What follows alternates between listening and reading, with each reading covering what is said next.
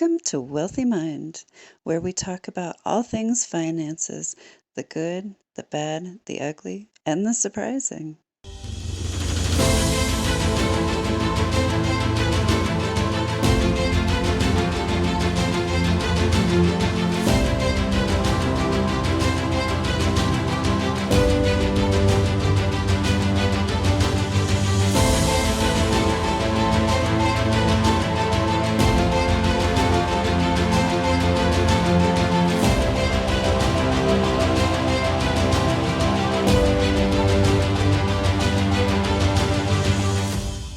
Welcome to Wealthy Mind. I am your host, Misty Rose Gold, International Success Coach. And today I have with me Doug Marsh. He is back once again. Hi, Doug. Hello. Oh, thank you for joining us again. I appreciate it. Glad to be here. Appreciate the chance to come back. Of course, of course. Now I want to dive into the juicy stuff. How did you start your law practice? Tell me all about it. What's the name of it again, please? So the name of my firm is Cambridge Law, LLC. I have two other partners that work with me in this practice. I came here by way of a sort of convoluted path. So after graduation from law school, I worked for a prosecutor's office in Cook County, in Illinois, where Chicago is located. And then I had two clerkships, one with the state Supreme Court in Colorado, and then with the federal court in the U.S. District Court for the Northern District of Oklahoma, which is where Tulsa, Oklahoma is. Okay, now explain to us people that are not lawyers, what is a courtship? So this clerkship is where you work directly with the judge or with the Supreme Court, with the justice. So whatever the Supreme Court justice is doing, whatever the court is doing, you're there doing it right along with them. Judges have different approaches for how they want to do it. There are some who are so hands-on that really the only thing that you don't do is wear the robes and sit in the chair.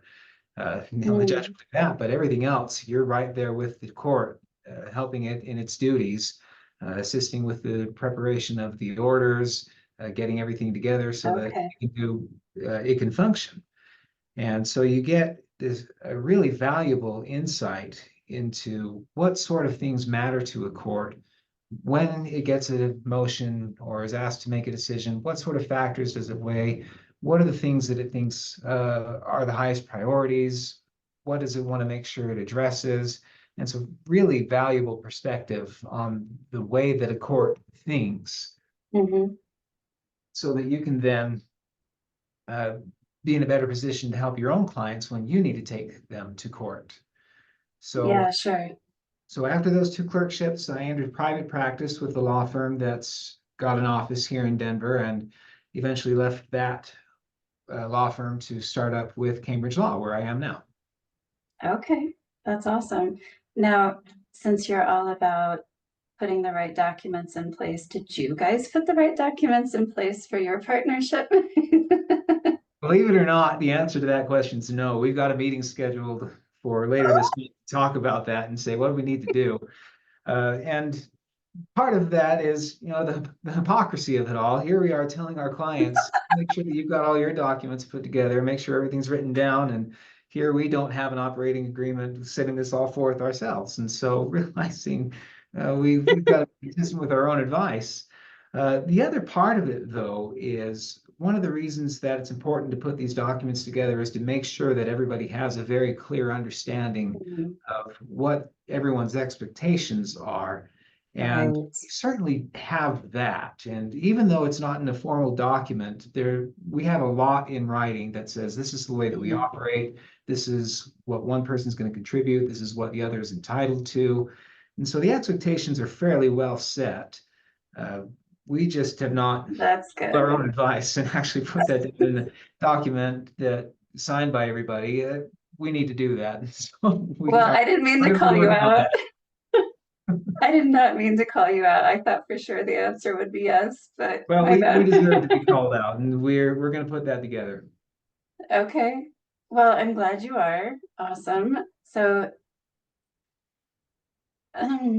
do you have a good relationship with these guys? Like, how did you come to be a partner with them? Like, what what made you guys click together? Was it just purely business? Was it personal? What was it? So we go back a ways with the other partners in this firm. When I joined, the two of them had been working together for almost a decade or so. They had come from a prior firm and at one point decided they wanted to spin off and see if they could do it on their own, and had been for about 7 years by the time I joined up with them. So they've got Mm, a history between the two of them. I knew one of them as a member of a local church congregation that we were in for a brief period of time, and we okay. just sort of never really fell out of contact. At one point, came to realize, hey, this guy works literally across the street from where I work. We ought to get together sometime, talk business, and uh, keep in touch with one another. And uh, they eventually thought it might be a good idea for me to come over if I was interested. And we explored the opportunity, thought that would be a great fit. So Okay. they're wonderful partners. I'm very grateful to work with them. They're good people, good, upstanding men, both of them. Hmm. Hmm. Good fathers, good attorneys, great participants in their community and their church congregations and all of that. They're wonderful people. I'm honored to be their partner. No, that's wonderful. So, do they specialize in other areas of law? So we all sort of focus on commercial litigation. Mm, Uh, okay. there are certain areas where, if something comes in, they'll say, this is really something that Reed is going to be the best at. Let's talk to Reed about this. Or I know that Jared has experience dealing with these kinds of matters. There Mm-hmm. is a broad shared expertise, which is helpful because one of the benefits of having partners is when something is beyond your capacity and you're saying, geez, I need Mm-hmm. help. This case is too big. I need multiple hands on this. We've got people that can fill in, or as happens sometimes, I'm in a deposition this day and I get a call from a client who has a burning fire that needs to be addressed right here, right now. Somebody quick get on this. And there's nothing I can do that day. I'm tied up in this Yeah. meeting. Quick, can somebody jump on this? So Mm, there's a lot of ability to hand off to one partner or the other, given a lot of broad overlap and a little bit of expertise that one of us will have that the other doesn't have, and we can certainly mm. benefit from each other's insight as well. That's awesome. And that's what partnership should be. You should have a business partner or even a life partner that complements you, that where you lack, they make up for it type of situation. So I always look for that in business, particularly like my wealthy mind partner. He loves technology. He loves doing all the technology things. I don't. I love doing this. I love providing content, doing the interviews, all the things. Like it's a perfect partnership because he doesn't want to do what I love to do either. So, yeah. And that's obviously very helpful even in the context of the law practice where you say here are some strengths that I bring, and some of those are shared, where Mhm. things that the two of us can both be pushing in the same direction, or in our case, the three of us all pushing in the same direction. In some instances, hey, this isn't me, but somebody else in my firm is really going to serve you well in this regard. Let's talk with him and see what he can do to help out. Uh, so those are good things to keep in mind as you put together businesses of all kinds, and it's just something that I value very much from my firm with Cambridge. Mm, yeah. Well, I'm glad you found good partners. As am And yeah, it sounds like they're good in business, but also good, excuse me, they're also good in life. They're good humans, that type of thing. So that's a win-win. And my wealthy mind partner is a phenomenal human being, which is the reason why I agreed to partner with him in the first place. Because I've had other people approach me over the years and say, "Hey, will you partner with me?" No, nope. Go away. But Trifon, he's amazing. So yeah, it's awesome. I am incredibly grateful to have a good partnership with him. So I feel the same gratitude you have for your partners, which is great. And this is something that I think a lot of people come to appreciate either by experience or by living the opposite, having the bad experience. Uh, Mm, there's you got to put in your work. Man lives by the sweat of his brow and all that. But the people that you work with matter a lot. And if you don't have a good relationship with your coworkers, then Mhm. that is, it's half of your waking hours spent with people that you don't like. And Ugh. Ugh. uh, there's really no amount of money that can compensate for the fact that half of your life is spent doing something you don't like with people you don't like. So if Yeah. you surround yourself with people that make the grind of going to work and eking out your daily existence that much Mhm. more tolerable, that really helps. Oh, for sure. And if you're going to build an empire, which I know I'm doing and you're doing, if you're going to build an empire, you can't do it alone. You just can't. You have to have an army. Like it's a prerequisite. So. Yeah, and you're talking about empires in the more figurative sense. Once upon a time, I was a classical studies student, Mm, and the contrast between Julius Caesar and Augustus. Well, Julius Caesar was really a Renaissance man. He was an incredibly talented politician, writer, military mind. Like he had all of the talents, all of the abilities, and it got him really far. Didn't quite get him over the hump, though. The one who actually establishes himself as emperor and succeeds in truly building his empire is Augustus, who was not a great military mind, but he had a good friend named Agrippa who was. He was not the mm, greatest at rhetoric, but he had a good friend Maecenas who was really well versed in the arts. What Augustus really had was an incredible network. He mhm. was able to bring people together and align themselves with him in a way that made him really the formidable opponent. And that's why he got where he got. That's how you succeed. Yeah, he didn't do it on his own. And he was smart. He used the mastermind concept and picked people that made up for his weaknesses. Oh, sure. Oh, sure. So he had his team that worked with him. That's awesome. Thank you for sharing that. So, for new business owners, what do they need as far as documents and all the things? So it's going to vary case by case. There are as many different kinds of new businesses, or types of businesses as you can imagine, and the approach for each may vary. There is no one size fit all approach. Mm, So one of the things that you have to consider as you're putting a business together is what you are trying to accomplish and with whom you are trying to accomplish it. okay. What's the nature of the business? What's the kind of customer we're looking for?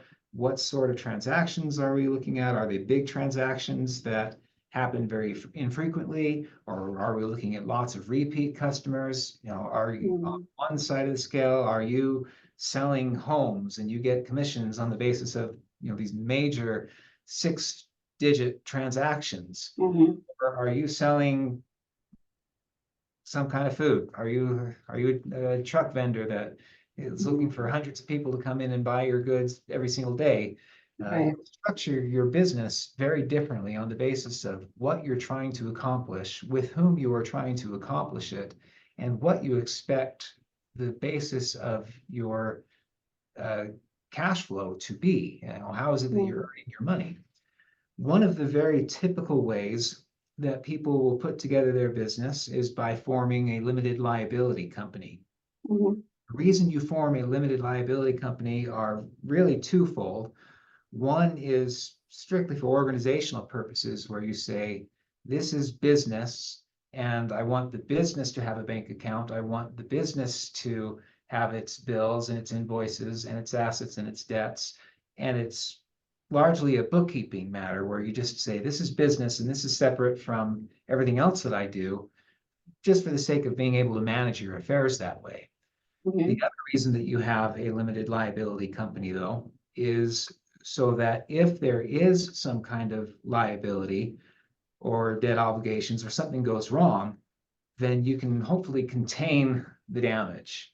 mm, The business goes under, that's very unfortunate, but that doesn't mean that you should have to lose your own personal assets and jeopardize everything else that you're building in your personal life because the business didn't go well.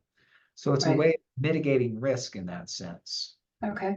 For many people, it may not make as much sense to form a limited liability company. You may look at the way you're doing things and saying, uh, there's not much benefit to me for that. For example, for many people, you have just one person who's going out and providing certain services. You could Mhm. you could certainly form a limited liability company for all of the bookkeeping reasons that we talked about, just to have separate accounts and maintain that distinction between what you're doing with your life. But the fact of the matter is, if there's a likely liability event, then it's likely to come because of something that you did. Mhm. And if it's something that you did, even though you're acting on behalf of the limited liability company, in many instances, that liability can still attach to the person because you were the one that did the thing that led to the liability event. You Mhm. built something wrong, or your food was poisoned, or who knows what it was, but you did it. And it's not necessarily going to mean that liability stays with the limited liability company. It could also attach to that single individual. So Okay. any of those people, it's just as well not to have to go through the hassle and expense of forming a limited liability company. If everything's going to come back to you anyway, that bigger Mhm. benefit of isolating potential for liability just isn't as present. And so they may not want to bother. Now, that said, the time and cost of forming a limited liability company is really quite small. It's designed to Yeah, it be is. a very simple process. It's designed to be something that does not need an attorney to participate. In the time that you and I have spent talking, I could have formed 3 or 4 of them just right now. So Yeah. it's a very simple process. It's not that great of an expense. And so even if it's just for purposes of maintaining a distinction of this is what I do when I'm working and this is what I do when I'm Mhm. not working, uh, Right. may well be worth it. But that primary benefit is going to be isolating the risk of liability. Uh, then there's the question of, well, with whom am I doing business? I just mentioned, well, Mhm. you're just operating this thing on your own. And then do you want to do it as a sole proprietor versus forming a limited liability company? But Right. if you're talking about having business partners now, uh, not just people that you're, vendors and customers, people that you're looking to either give or take money from, but the people that you're working with, your business partners, other members of this venture. How are you going to interact with them and operate with them?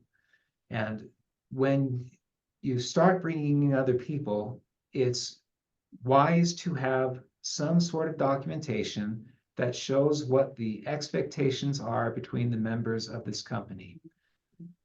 State law will set a lot of defaults. When you go look at the statutes, the Limited Liability Act in Colorado, and every state will have one much like it, they'll lay out a lot of defaults and they'll say absent agreement to the contrary, or unless it's changed somehow, this is the way that these people are going to operate and these are the rules. Mhm.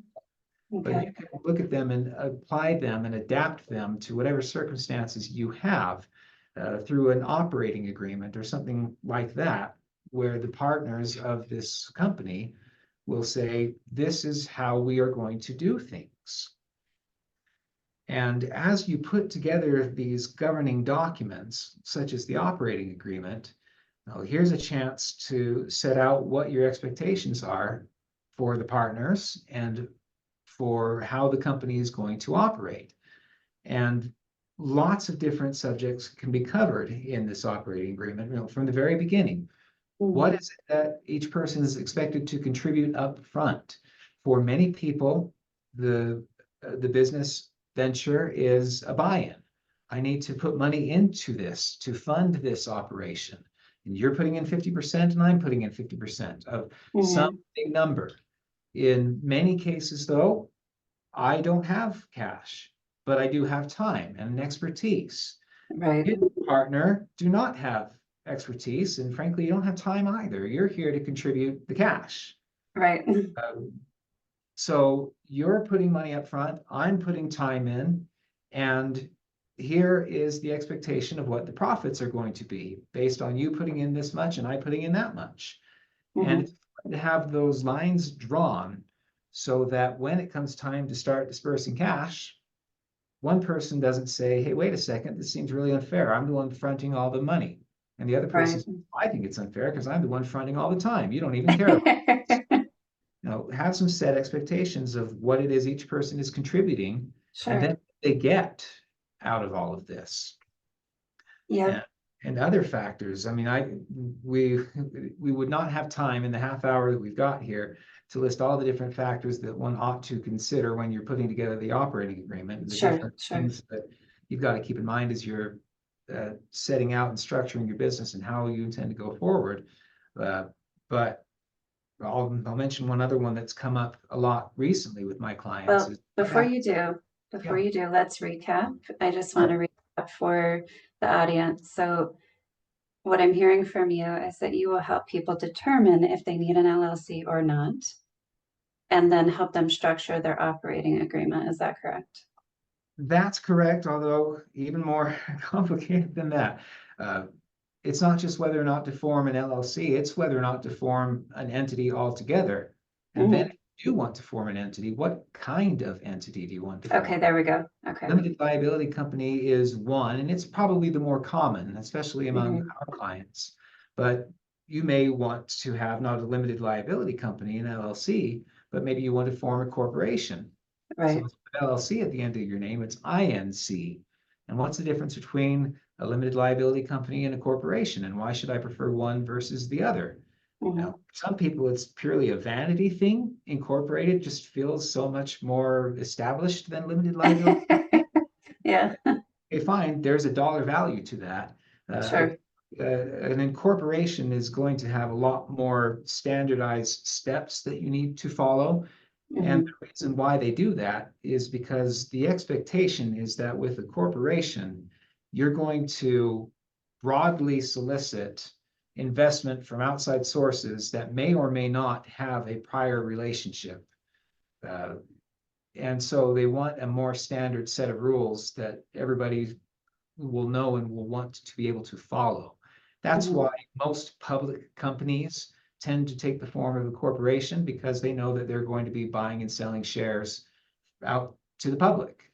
So I may know nothing about the inner workings of Amazon or Meta or whoever, but I do know the corporate structure that's set out. So when you're making those Okay. broad applications to the general public for solicitations of investments, or even just expecting to have a more hands-off relationship with your investors, a corporation may make more sense than a limited liability company. Mhm. There it is again. What are you trying to do? With whom are you trying to do it? All of that is going to guide the discussion of how it is we're going to set this thing up.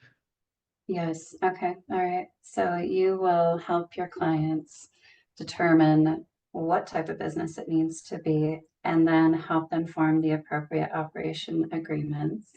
And what was the thing that you wanted to mention that I kind of was like, hold on, wait a second, let's recap first. What was it? Sure. Sure. So end of life. What happens at the end of the company's operations? First of all, are there things that Mm, are going to mean if this happens, we're done? Uh, there may be triggering events. One person dies. Does that mean that we carry on and sell to another member? Or no, if this person's gone, then there's no point in carrying on. We should just end this thing. You may want to put that mm, in there. And if you are intending to facilitate a transfer of business or assets or operations to others, how are you going to do that? Do you have a right okay. of first refusal? What steps are going to be put in place to make sure that somebody who is going to who does want to stick around the business is able to acquire that? What happens if you want to force out somebody that's no longer contributing to the company? Mm, Or even if they are complying with the steps, like, look, 80% of the members don't want the other 20% around. Is there a way to forcibly buy them out? Do you want to be able to forcibly buy them out? How do you mhm. package this thing so that it can be sold if you do want to sell it? Again, no one size fit all approach is going to work for everyone. You have to take into account what you intend to accomplish as a company and what your objectives and goals are. And Okay. we can certainly help tailor those expectations and put things together so that that's what the company will be working toward. Okay. Now, do you assist with exit agreements?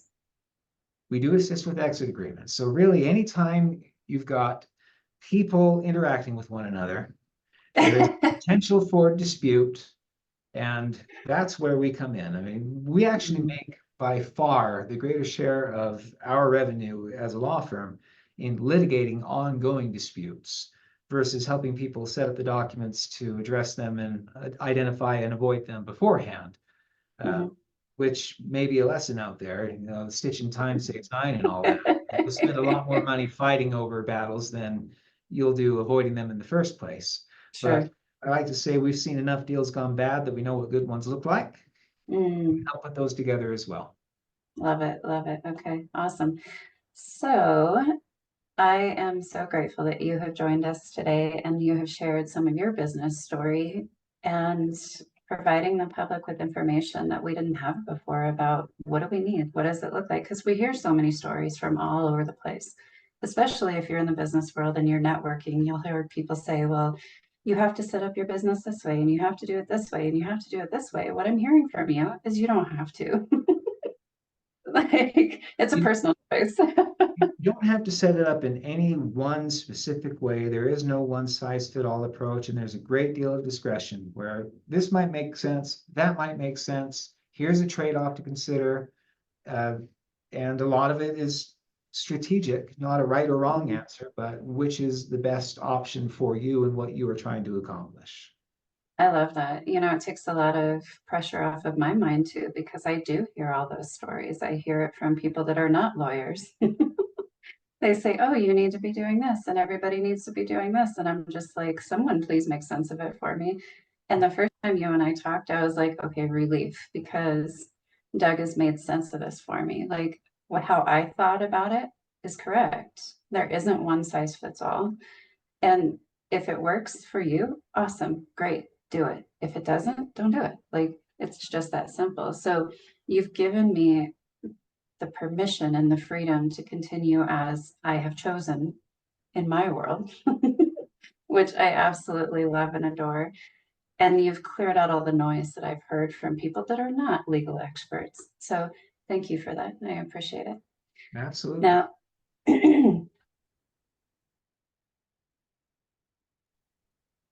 one of my favorite questions to ask people is, what do you do to keep a wealthy mind? What do I do to keep a wealthy mind? Mhm. The To answer the question with the question, well, what is wealth then? You know, a wealthy mind is going to, what constitutes a wealthy mind is going to depend on what you think wealth is. And to me, wealth is being able to enjoy the time that you've got. And Mm, that means spending time I working like that. to help them with what they're doing. It would certainly mean time with family, uh, you know, having having time in your day to do what you enjoy. Mhm. You need to put in your work. That's all true. Uh, but being able to live your life, having a life of service to others, having a life that you're able to go outside and enjoy things every now and again, uh, and prioritizing what matters most. And for me, that's certainly going to include my family. I Mhm. do what I need to do to provide for my wife, my children, and make sure that they're in a good place and able to look forward to the future, knowing that they're secure and that they're provided for, uh, and not wondering what's going to come around tomorrow. Oh And yeah, if I don't know what's going to come tomorrow, well, at least I'm prepared for what is likely to come. yeah. Well, I love your answer because you want to enjoy each day. And that's so important. If we're not enjoying this life, what's the point?